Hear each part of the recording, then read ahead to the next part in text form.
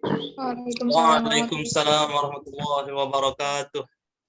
Alhamdulillah wassalatu wassalamu ala Rasulillah wa ala alihi washabbihi wa man wala la haula wala quwata illa billah amma ba'd. Ayyuhal ikhwa as-su'ada fi ismi ta'limil lughatil arabiyyah bi kulliyati ad-dirasat al-ulya. Sanabahas hadas sabah mawdu' an-teknolojia nakhusu image based learning ay kaifa ta'limul lughatil arabiyyah ala asasi as-suwar atau as-surah.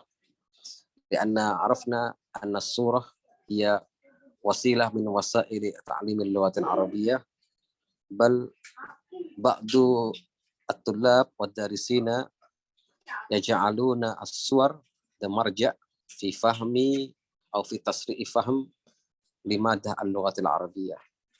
إذن ما هي الصورة وكيف استخدامها في تعليم اللغة العربية وكذا أنواعها وتكنولوجياتها الأخيرة ما يتعلق بالصور. نعم قد حضرت هناك الفرقة الرابعة التي ستبحث الصورة بالنسبة إلى التكنولوجيا والتعليم. تفضل لأختي من ألفية وإخوة ومن ألفي و Alfi, Noval Fikri, wa Mutiara Ustaz. طيب تفضل نعطي الفرصة للفرقة الرابعة.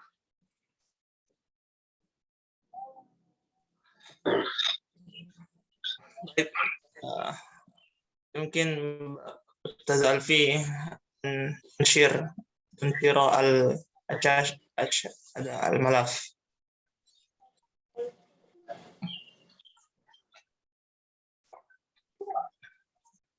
Alashan mandur am la? منظور.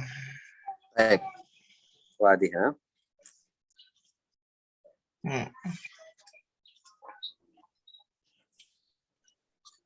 Bismillahirrahmanirrahim. Lahza.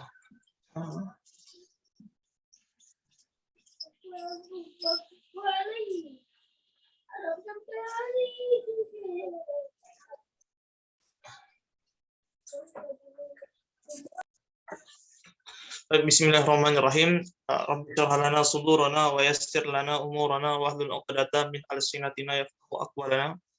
Assalamualaikum warahmatullahi wabarakatuh.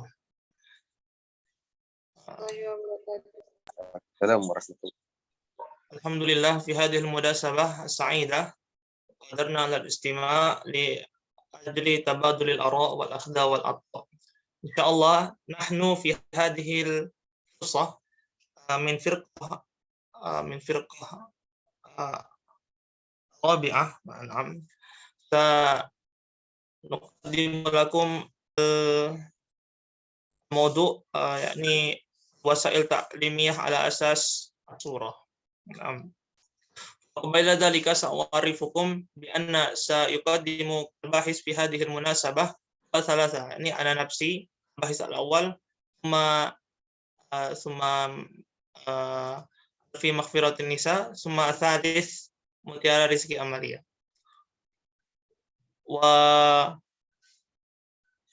والآن أنا أريد أن أشرح لكم في البيان الأول.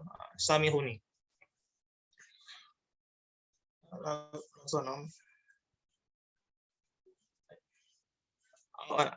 عفوا شبكة غير جيدة.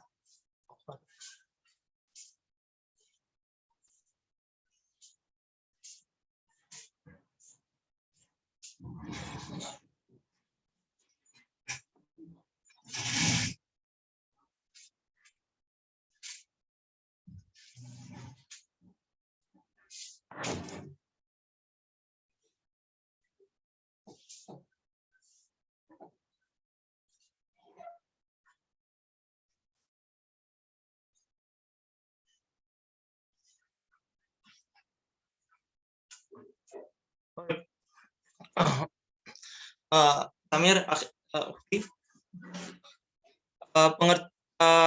takrif wal anwa wasail at-ta'limiyah ala asas surah. Nah, nanti kuatoniatan. Di sini kita membahas tentang media pembelajaran, ya. Media pembelajaran. Nah, media pembelajaran. Ini dilihat dari seginya. Ini secara umum saja mungkin. Ada tiga dari seginya. Yang pertama dari segi sifatnya. Ada media auditif, media visual, dan media audiovisual. Ya, seperti yang kita ketahui, auditif ya yang didengar aja ya. Kemudian visual yang suara. Kemudian audiovisual yaitu yang menggabungkan antara suara dan gambar yang dilihat. Kemudian dari segi kemampuan jangkauannya ada dua, yaitu media yang memiliki daya input yang luas. Nah, contohnya ya televisi, radio juga bisa. Kemudian yang kedua, media yang mempunyai daya input yang batas ruang dan waktu. Contohnya film, ya film, slide seperti yang kita pakai ini. Kemudian yang ketiga, dia dari segi terkait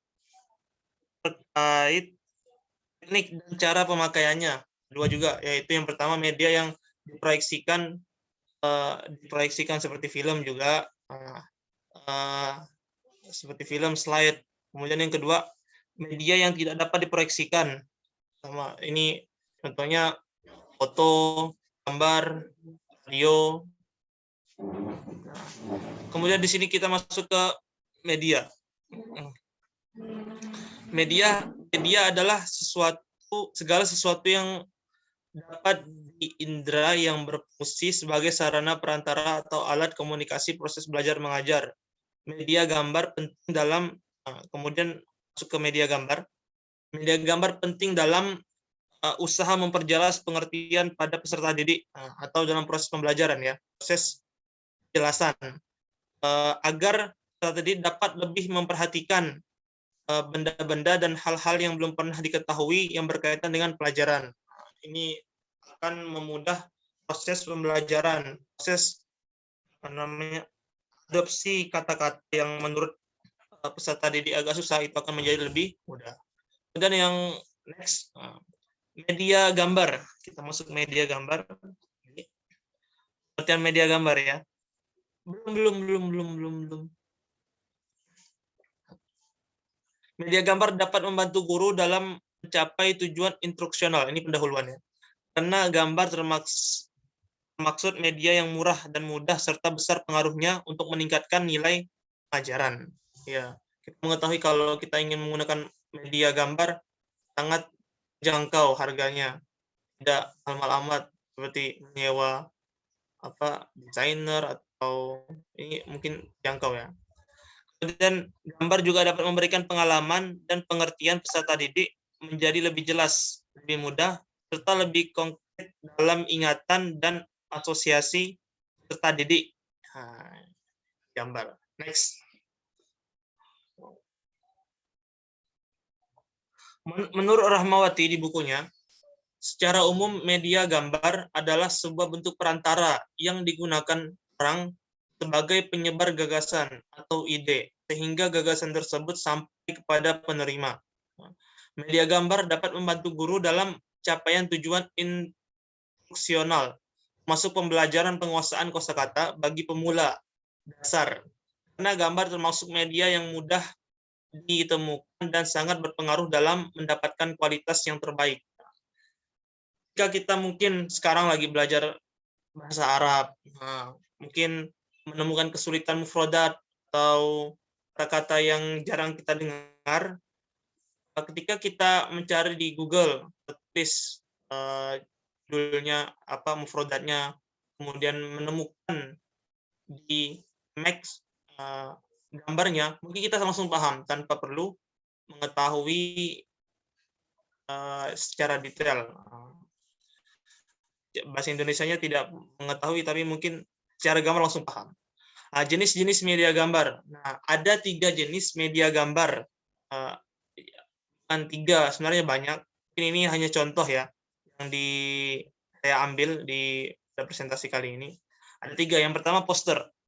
Poster merupakan media gambar, ya, karena bisa menarik perhatian orang, entah itu poster memberi pengumuman atau lowongan pekerjaan misalnya, atau mungkin ada bukan beasiswa, kemudian ingin kursus belajar bahasa dan atau ilmu-ilmu yang lain, ini sangat menarik. Kemudian ada yang namanya komik, ini media gambar ya. Mungkin ada sebagian orang yang bosan terhadap novel, ya, karena isinya tulisan semua.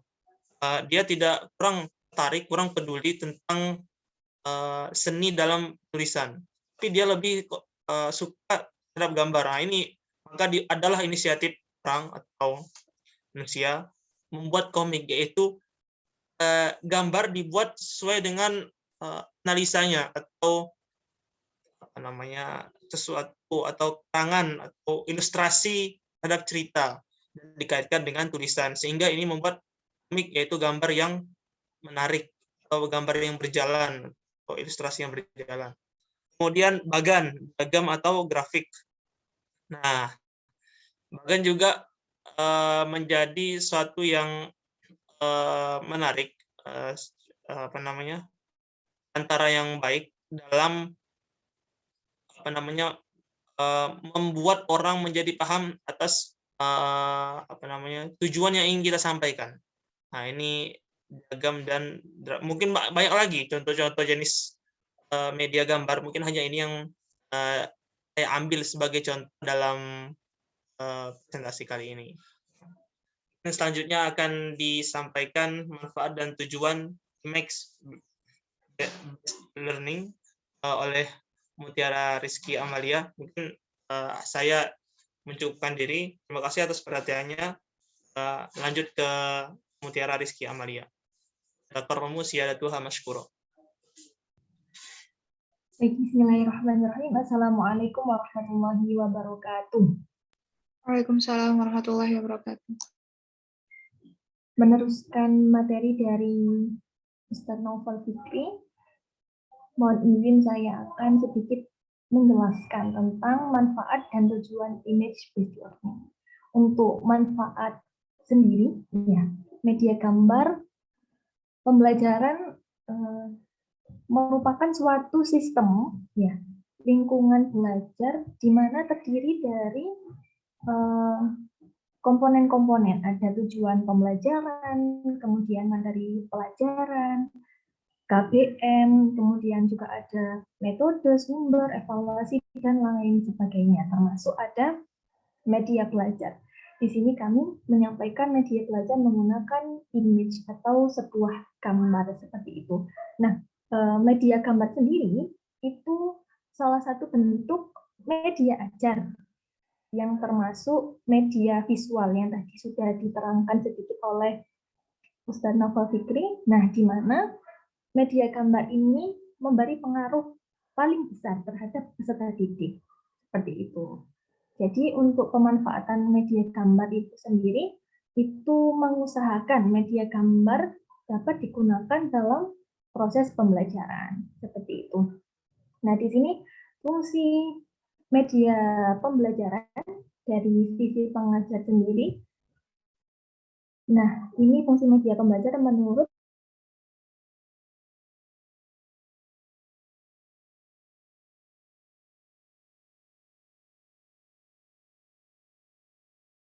itu tujuan.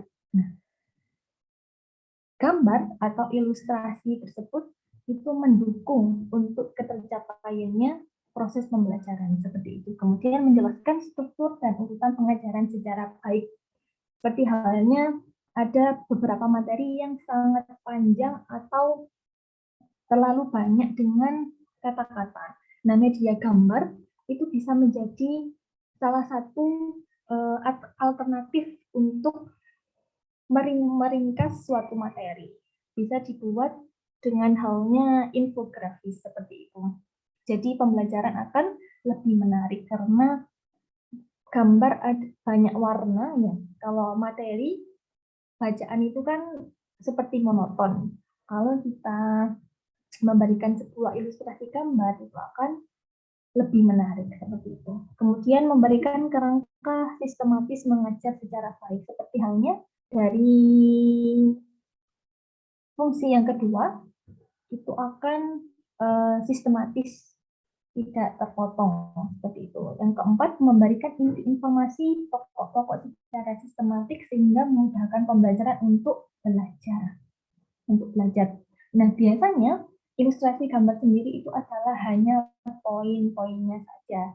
Jadi pembelajaran yang ditangkap oleh siswa menggunakan media belajar adalah bentuk umumnya untuk memudahkan dalam mengingat materi utama, atau misalnya ada pembagian fiil. Nah, seperti itu.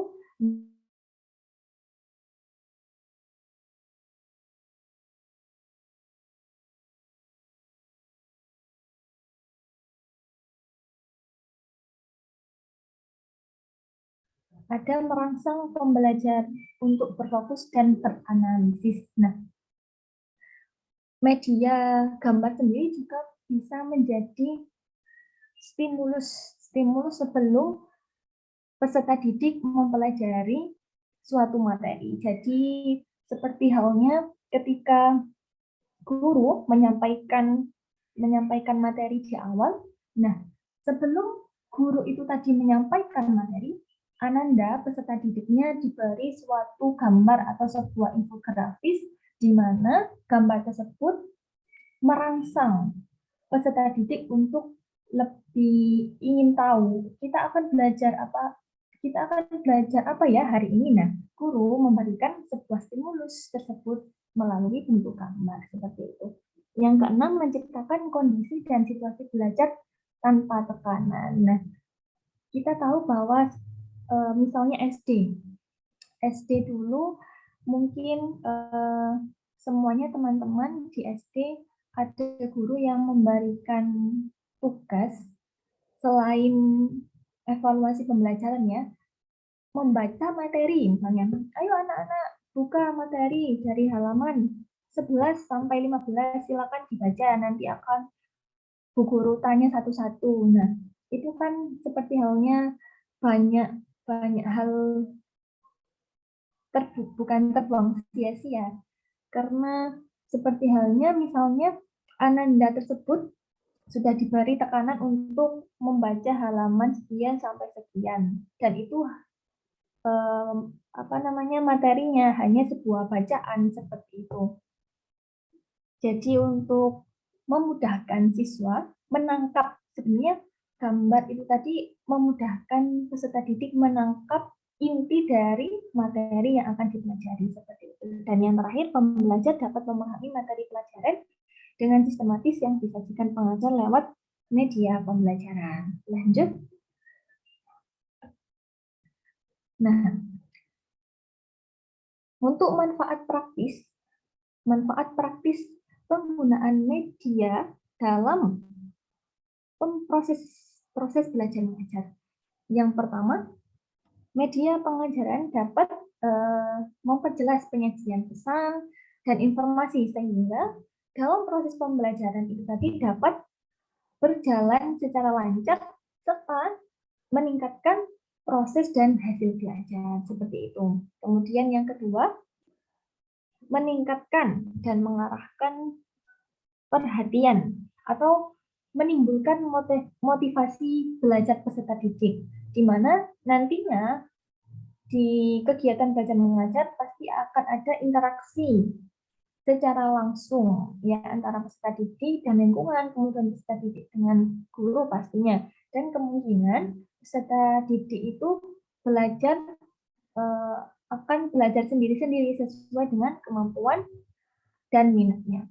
Kemudian yang ketiga, dapat mengatasi keterbatasan indera, ruang, dan waktu. Nah, di sini media pengajaran juga dapat memberikan kesamaan pengalaman kepada peserta didik tentang peristiwa-peristiwa yang terjadi di sekitar mereka atau di lingkungan mereka.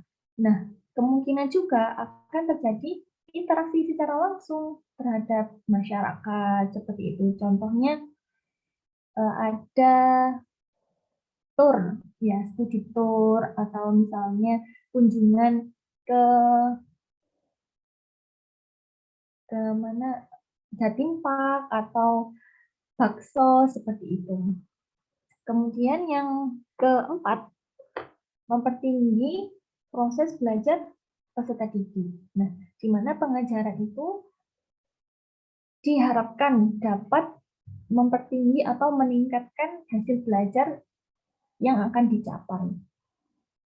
Yang kelima, pengajaran akan lebih menarik sehingga dapat menumbuhkan motivasi belajar karena berwarna-warna seperti itu ya. Kemudian yang keenam, metode mengajar itu akan lebih bervariasi tentunya. Jadi tidak monoton hanya komunikasi dua arah dan berpusat kepada guru, tapi juga peserta didik tidak bosan. Dan guru sendiri itu tadi tidak kehabisan tenaga apabila guru mengajar kehabisan kekreativitasan mungkin gitu. Dan yang terakhir, peserta didik lebih banyak melakukan kegiatan belajar. Nah, ini biasanya disebut dengan student center seperti itu. Jadi lebih berpusat kepada siswa seperti itu. Guru hanya menuntun atau membimbing. Next. Tujuan penggunaan gambar dalam pembelajaran sendiri yang pertama, menerjemahkan simbol verbal. Nah, menerjemahkan simbol verbal di sini mungkin ada satu atau dua kata yang tidak dipahami oleh siswa, maka guru berinisiatif untuk memberikan suatu gambar yang dapat memperkuat materi yang belum dipahami siswa. Yang kedua, mengkonkretkan dan memperbaiki kesan-kesan yang salah dari ilustrasi lisan. Nah, karena lisan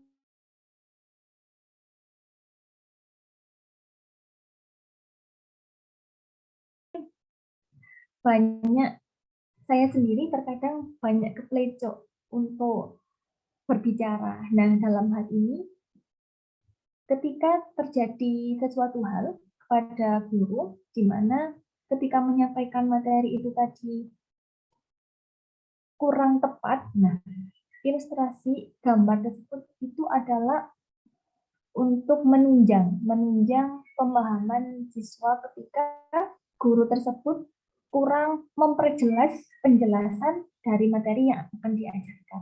Seperti itu. Kemudian yang ketiga, memberikan ilustrasi suatu buku.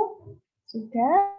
Kemudian yang terakhir, gambar dapat digunakan untuk suatu tujuan sendiri. Itu juga yang pertama bisa memperingkas materi yang bersifat umum, bersifat khusus gitu ya, jadi bisa umum, kemudian bisa jadi bentuk stimulus atau wondering seperti itu. Kemudian ketika ada materi yang terlalu panjang, nah dengan gambar itu akan mempersingkat materi sehingga memudahkan peserta didik untuk mengingat materi yang dipelajari seperti itu. Sekian dari saya, manfaat dan tujuan media gambar atau image based learning. Bisa kita lanjut, kelebihan dan kekurangan image based learning. Ustazah atau Ukhtina Azimah bisa alaiha fadhal alaiha mashkura. Bismillahirrahmanirrahim. Langsung kepada kelebihan dan kekurangan image based learning serta prinsip-prinsip pemakaian media gambar dalam pembelajaran.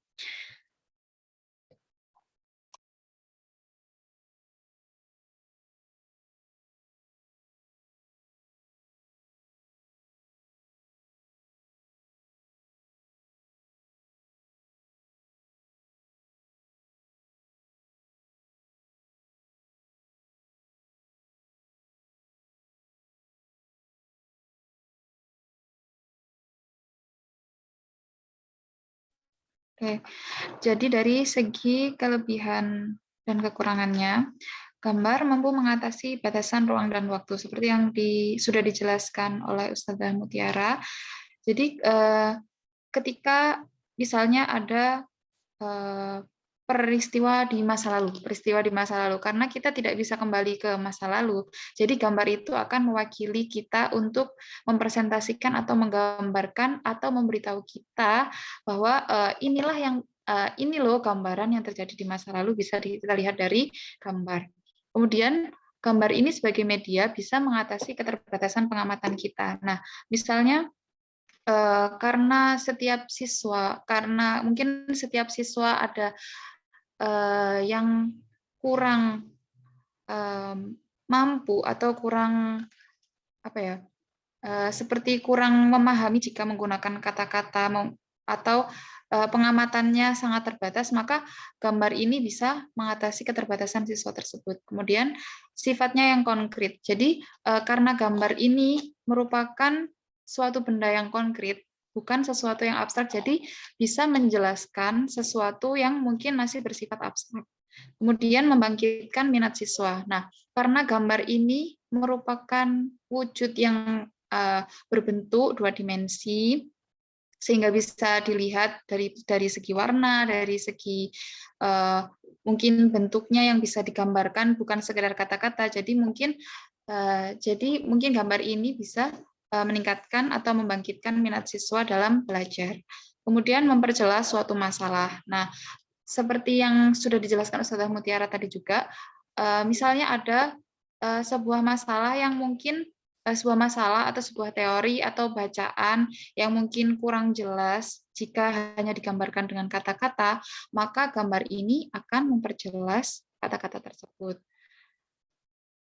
Dari segi kekurangannya adalah kurangnya penghayatan pada materi. Misalnya hanya yang ditampilkan hanya gambar saja, atau dalam pembelajaran berbasis gambar ini atau image based learning itu hanya menggunakan gambar tetapi kurang materi, maka juga akan sangat kurang jika pembelajarannya hanya menggunakan gambar saja. Kemudian yang kedua adalah gambar benda yang terlalu kompleks. Nah, ini akan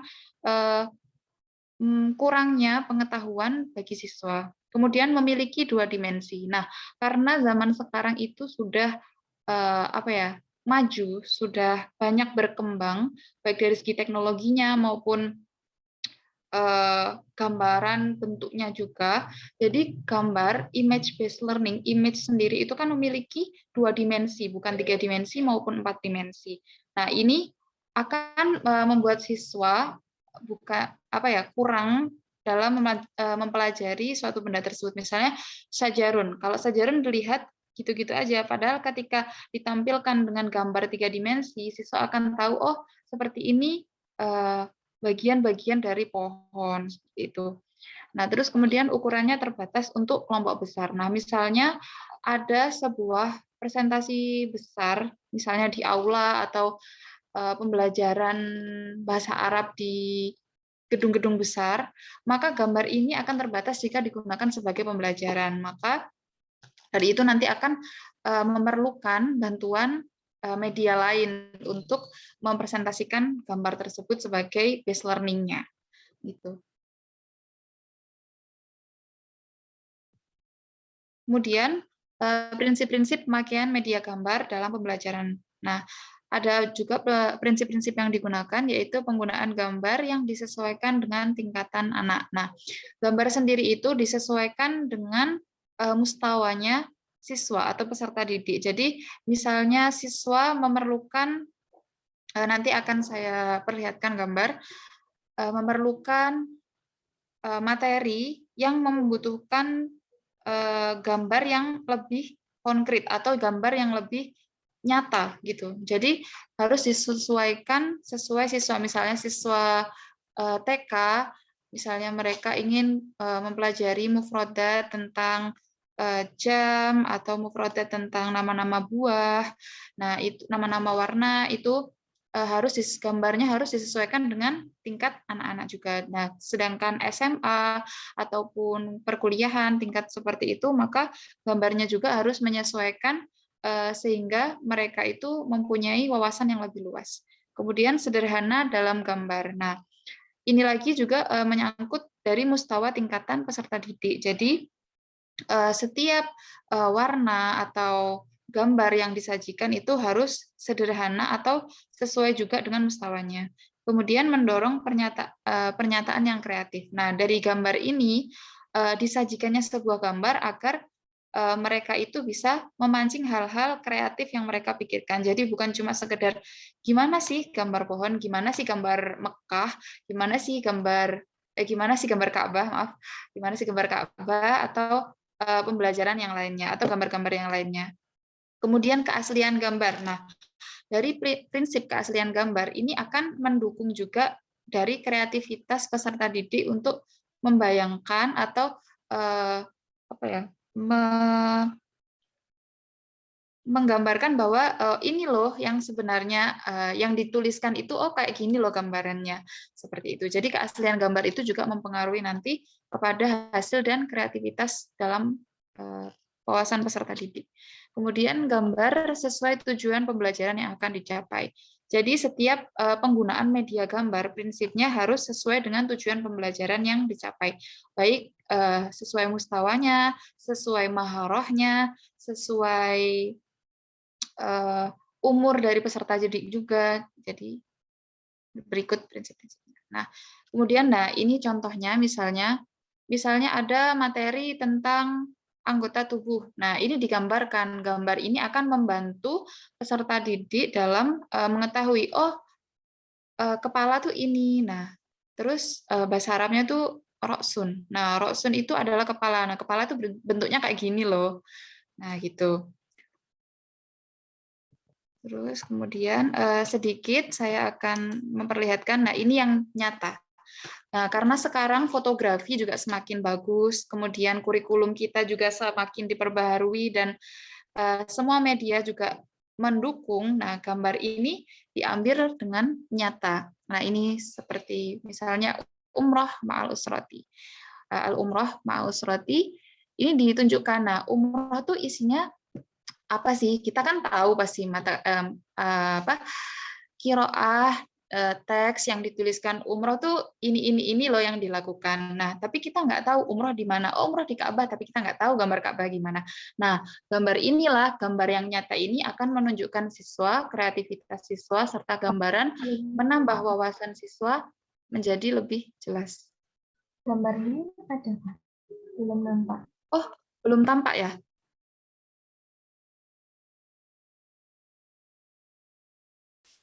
Sudahkah? Belum.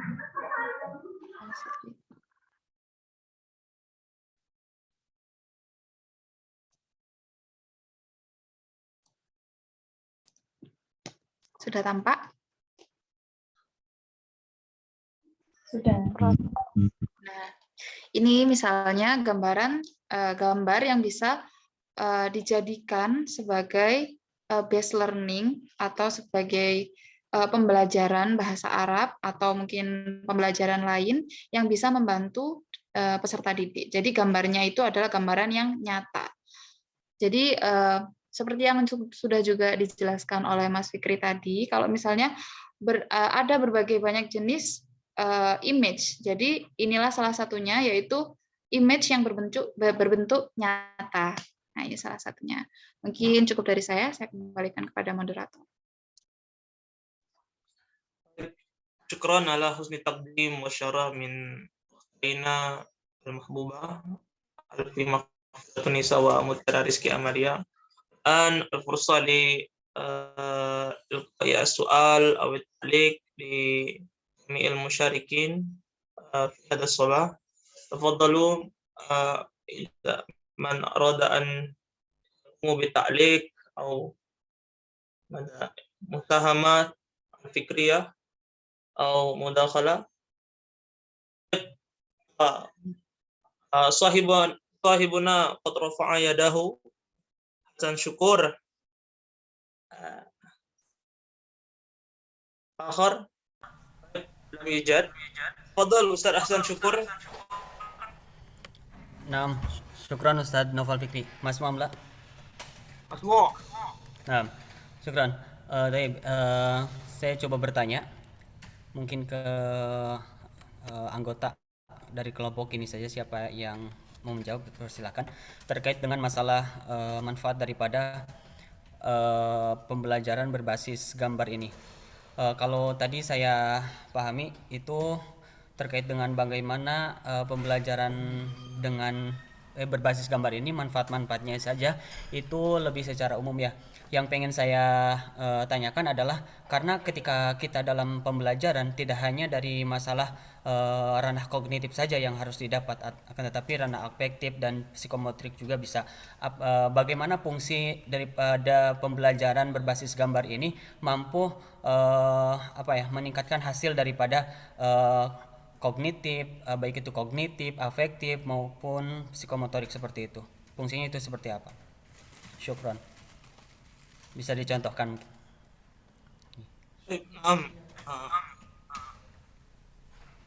Ya, fungsi dari media gambar ini dalam bidang psikomotorik, kemudian selain kognitif ya. Ya.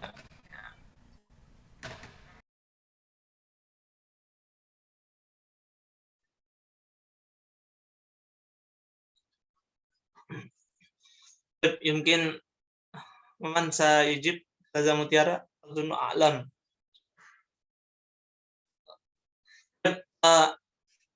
ماذا نحفظ هذا السؤال وآخر هناك سؤال أخرى.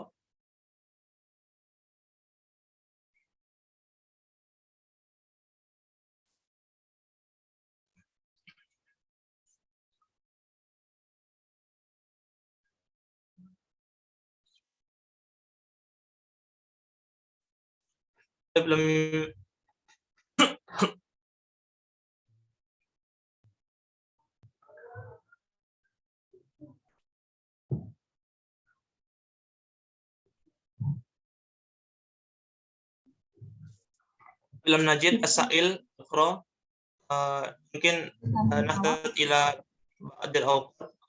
Fadhali Ustazah Mutiara.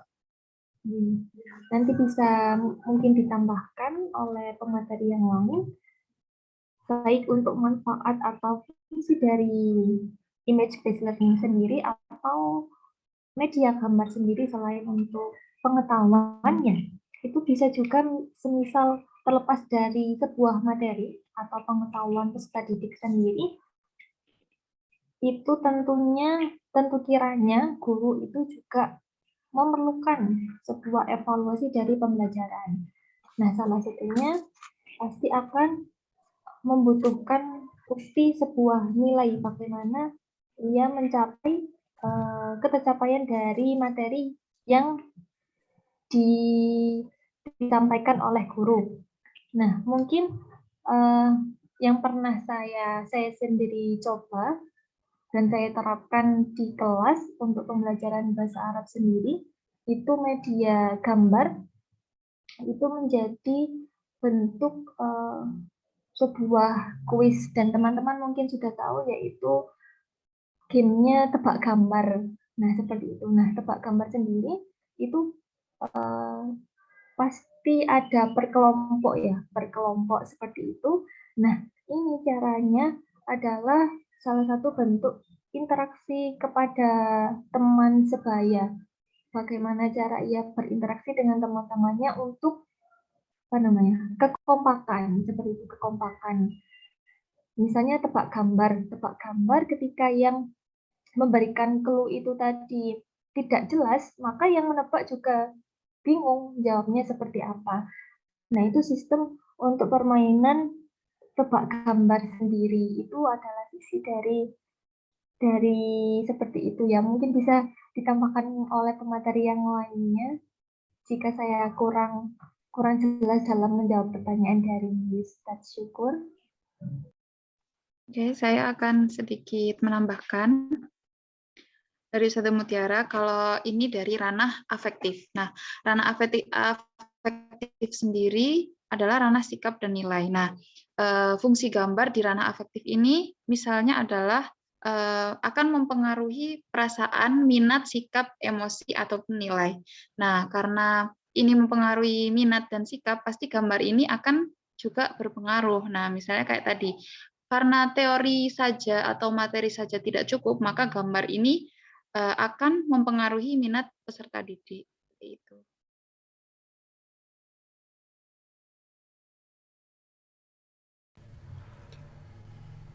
Apakah bisa masuk ke ranah psikomotorik?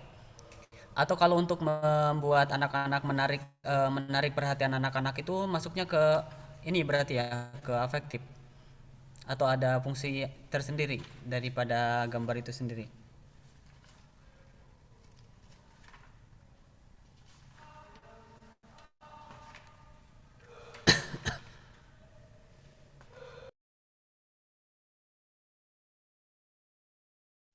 Sebenarnya saya menambahkan sedikit nih. Kalau lebih ke psikomotorik,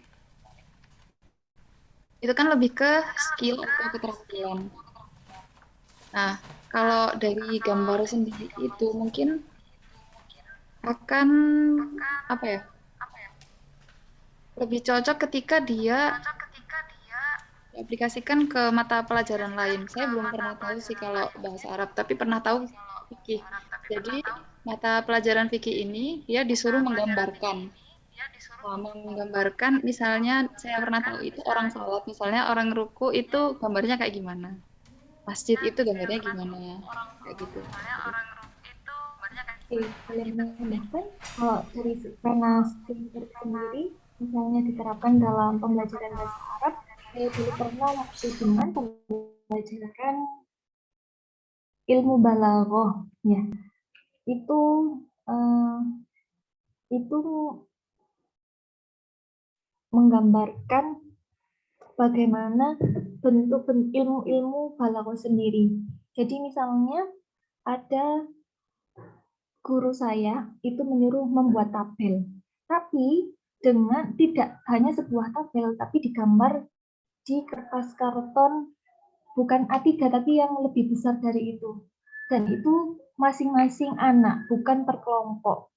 Jadi itu misalnya ilmu balaghah kan ada 3, nah 3 bagan seperti itu. Nah, tidak hanya tabel saja, tapi diuraikan atau digambarkan eh, gambaran misalnya itu ada contoh sebuah puisi tentang apa ya, pegunungan misalnya. Nah, itu dibentuk sebuah gunung di pinggir-pinggirnya. Jadi tidak hanya sebuah tabel.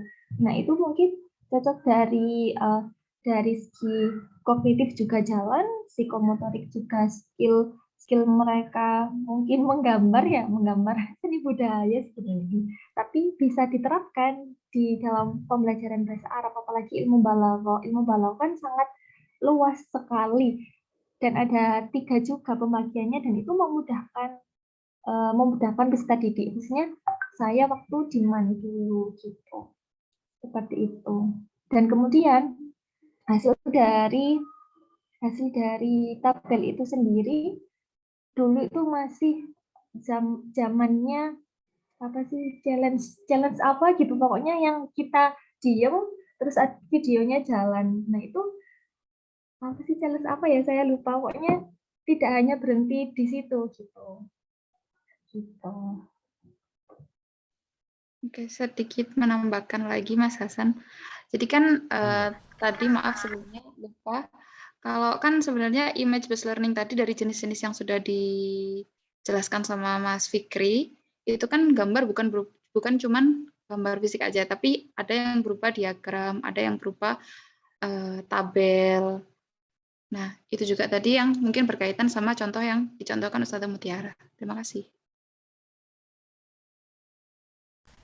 Oke, syukron. Semuanya. Masya Allah. طيب شكرا على السؤال والجواب. الآن نفتح فرصة أخرى أن المشاركين فهموا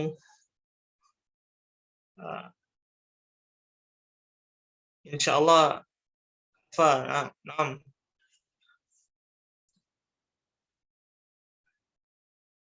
طيب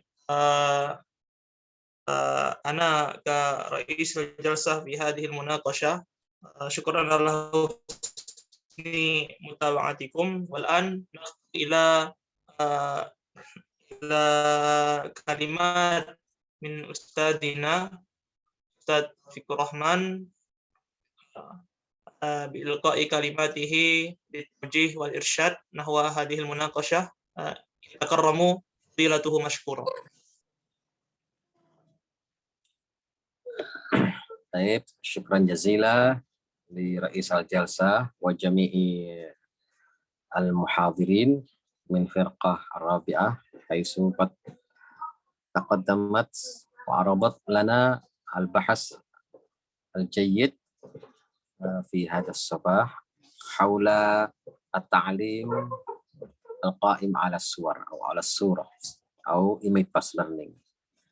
Wa qad bahasat al-firqah anifan bahsan wafian kamilan min al-awwal ila al-akhir min mafhum at-ta'lim wa kadzalika fawaid wa dhaif al-image atau as-surah.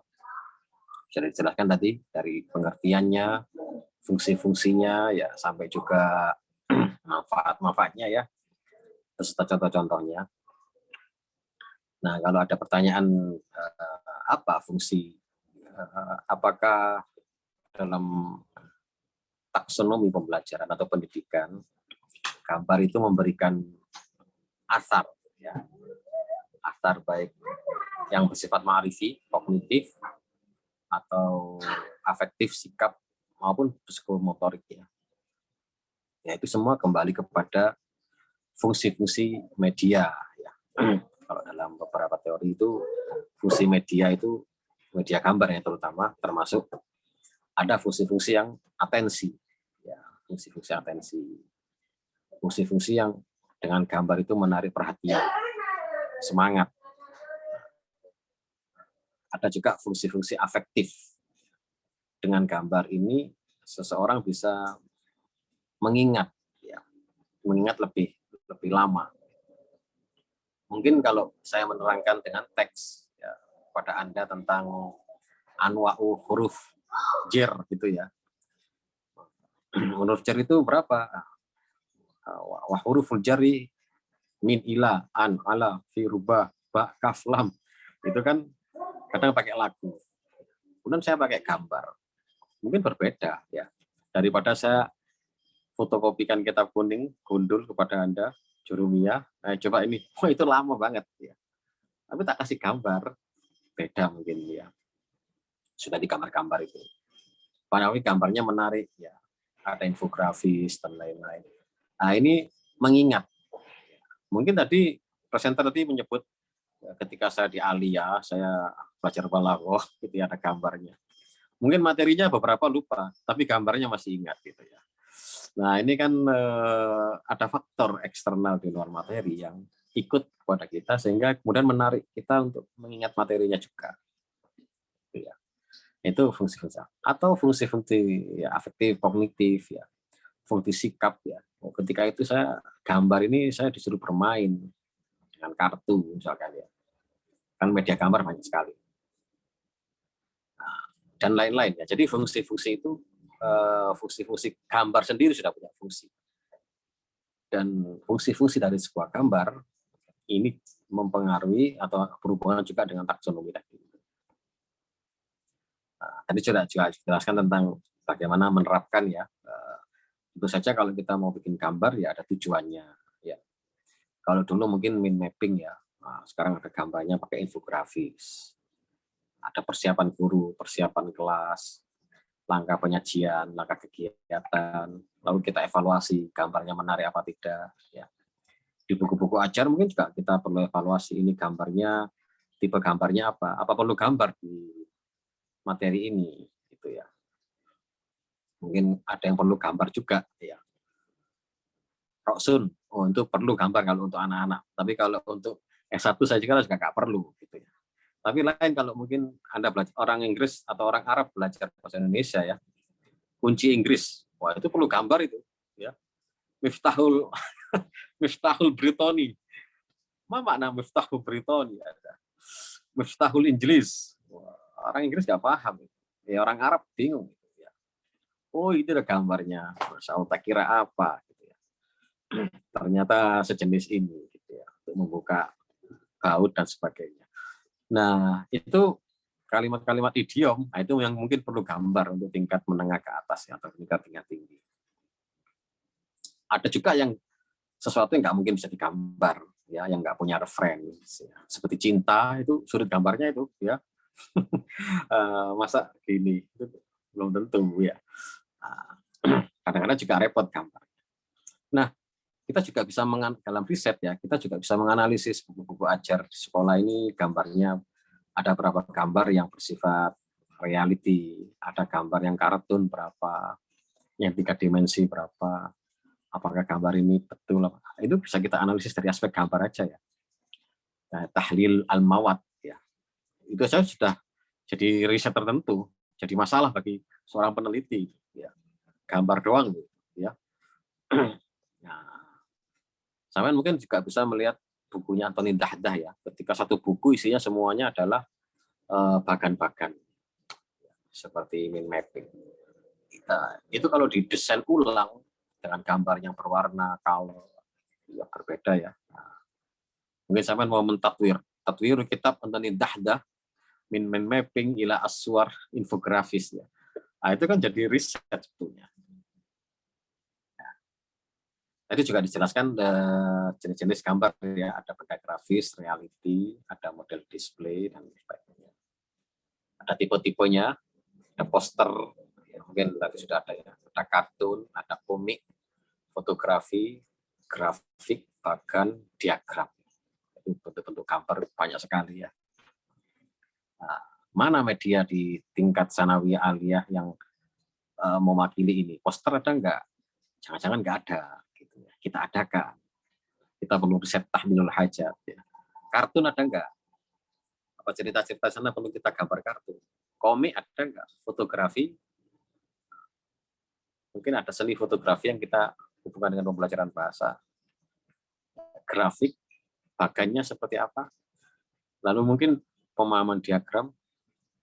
Nah ini masih banyak sebetulnya dunia pembelajaran bahasa Arab yang membutuhkan image based learning ya, menyediakan. Nah, itu tugas kita untuk menyediakan banyak media itu, dan itu pasti dibutuhkan ya sebagai pelengkap.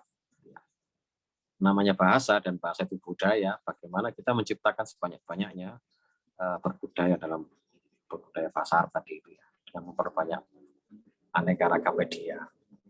Kalau saya lihat-lihat ya, yang ada hanya buku medianya. Kartu sekarang sudah mulai.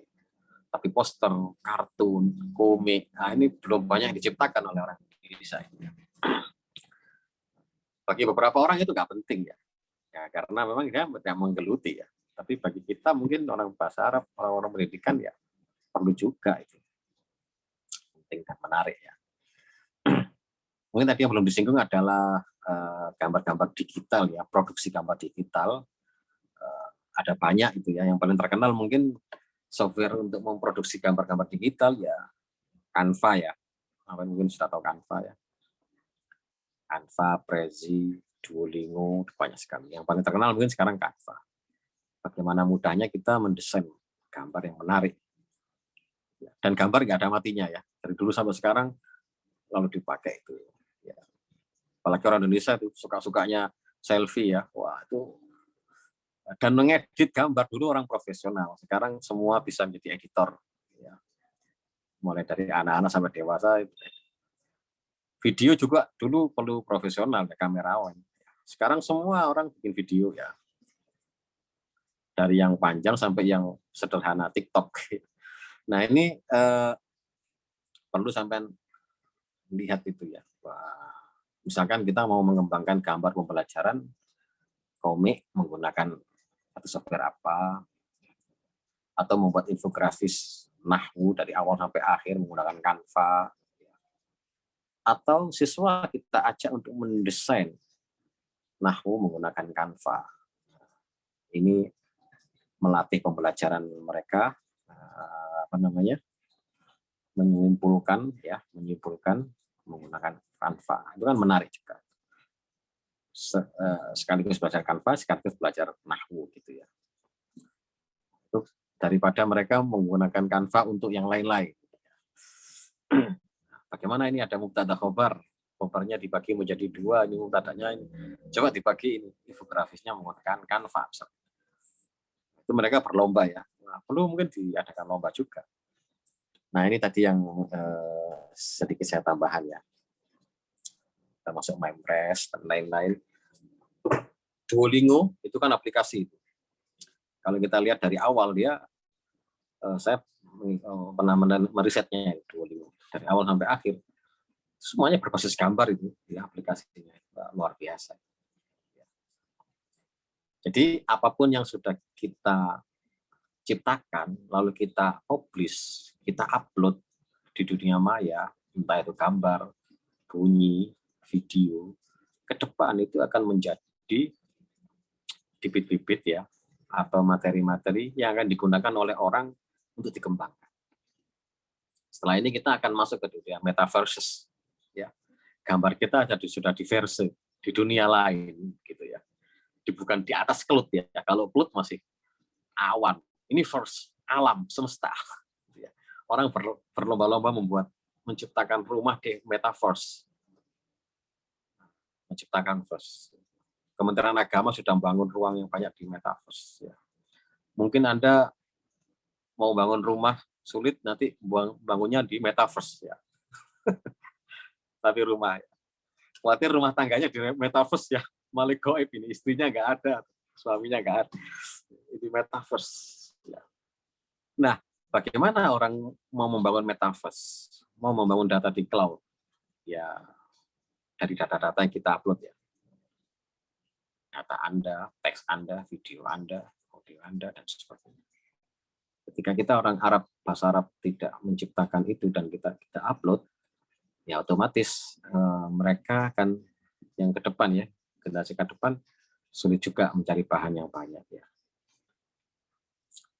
Nah, tapi kalau orang Indonesia sih nggak kekurangan bahan ya. Mengapa banyak kejahatan bermunculan? Karena undang-undang Indonesia itu paling senang mempublikasikan biodata dirinya sendiri, gitu ya. Saya bisa tahu Anda, misalkan salah satu dari Anda dari akun Anda, dari medsos Anda. Jadi saya tahu keluarganya di mana, rumahnya di mana, alamatnya di mana, Google Map-nya di mana, istrinya siapa, suaminya. Wah. Dan itu saya pelajari. Ya, bisa untuk kejahatan, bisa juga kebaikan, gitu ya. Karena kita ini memang orang-orang yang loman ya. Apa loman ini? Bahasa dermawan. Ya. Data itu kita jual-jual sendiri ya. Bukan kita jual, kita publikasikan sendiri. Padahal itu bisa dijual. Baik, itu ya tambahan dari saya tentang, tadi sudah banyak dijelaskan. Berarti kita tinggal berapa kelompok untuk kelas ini ya? 2 insya Allah Ustaz.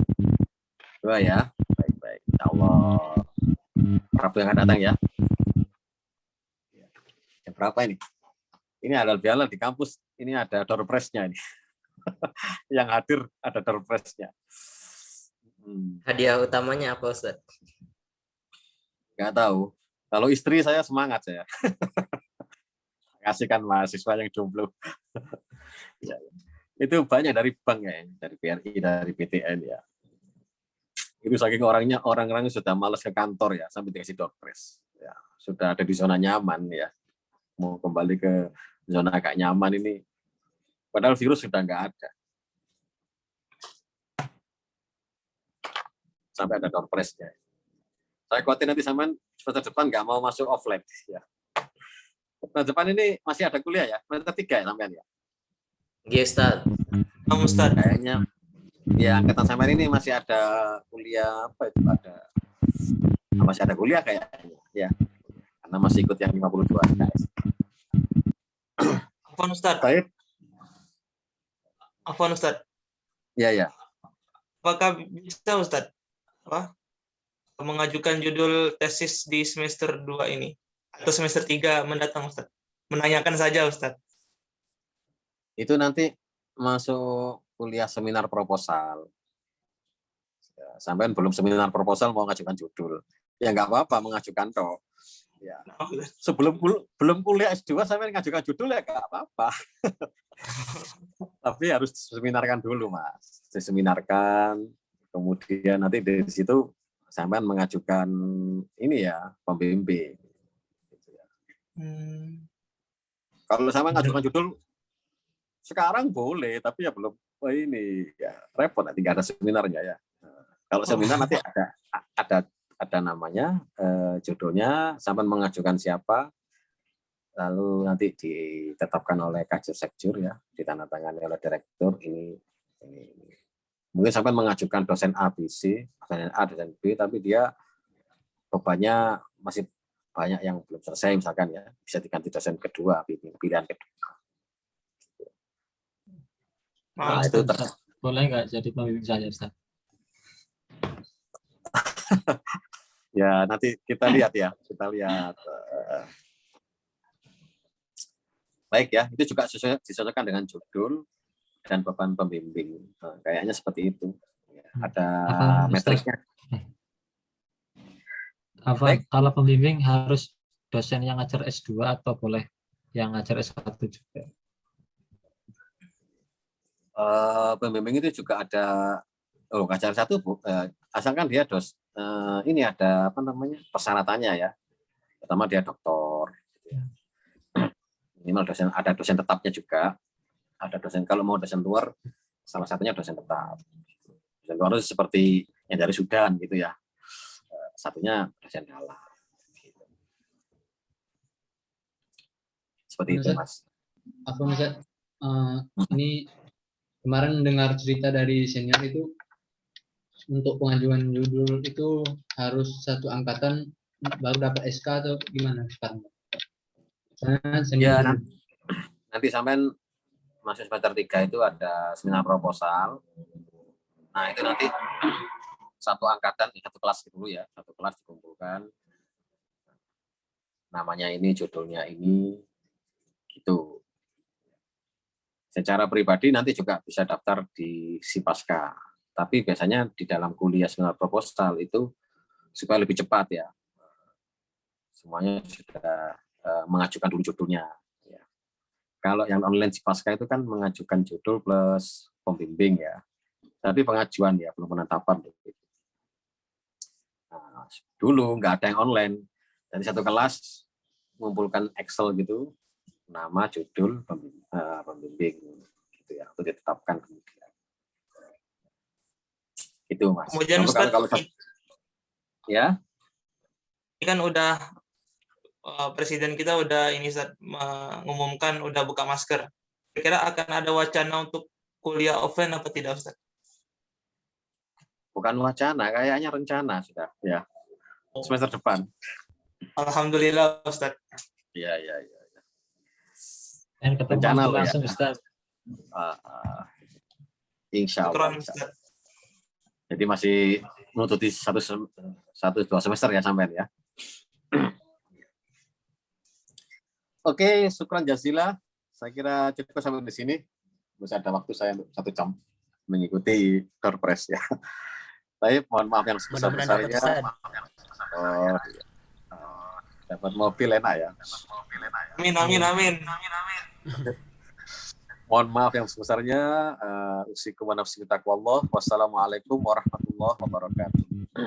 Waalaikumsalam warahmatullahi wabarakatuh. Syukron jazilan Ustaz. Apa